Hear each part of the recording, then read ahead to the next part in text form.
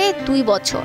সময়ের হিসাবে মাত্র 2 বছর, অথচ এই সময়ের ভেতর দিয়ে গাজা পেরিয়েছে শতাব্দীর সমান দুঃসহ যন্ত্রণা। ধ্বংসস্তূপে পরিণত শহর, রক্তে রঞ্জিত পুরো ভূখণ্ড, শিশুর কান্না আর মায়ের নিস্তব্ধ দৃষ্টি, সবই বলে যায় এক অবিরাম আর্তনাদের গল্প।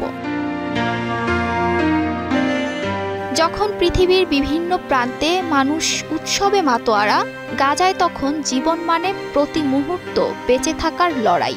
এক ফোঁটা পানি, এক টুকরো রুটি কিংবা বিদ্যুৎহীন রাতের অন্ধকারে জীবন ধারণের সংগ্রাম। হাসপাতালগুলো আর হাসপাতাল নয়, ওগুলো এখন বর্ণনাহীন শোকের প্রতিচ্ছবি। 2 বছরে তার স্কুল নেই, বন্ধুরা নেই, খেলার মাঠ নেই, শুধু আছে ভয় আর আতঙ্ক। বোমার শব্দে ঘুম ভাঙে, আবার সেই শব্দেই রাত নামে। বিশ্ব দেখে, বিশ্ব শোনে, কিন্তু কজন অনুভব করে এই ব্যথা? মানবতার নামে সভা হয়, নিন্দা হয়, বিবৃতি আসে, কিন্তু গাজার শিশুদের কান্না থামে না। প্রতিনিয়ত সন্তানহারা মায়েদের আর্তনাদও হায়েনাদের মনে এতটুকুও দাগ কাটে না। মাত্র 365 বর্গ কিলোমিটার আয়তনের ছোট্ট এই ভূখণ্ডে এখনো মেলেনি শান্তির আভাস।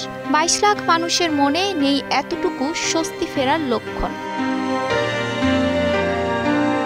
2 বছর ধরে গাজার প্রতিটি মা কাঁদেন একই স্বরে, আমার সন্তানকে ফিরিয়ে দাও, কিন্তু প্রতিধ্বনি ছাড়া আসে না কোনো উত্তর।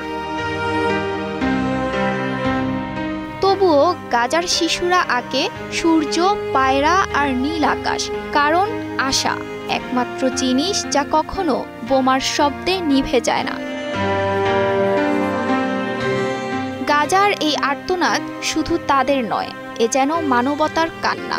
যতদিন ন্যায় প্রতিষ্ঠিত না হয়, ততদিন এই গল্পের শেষ নেই। Raisa Tabassum, star news.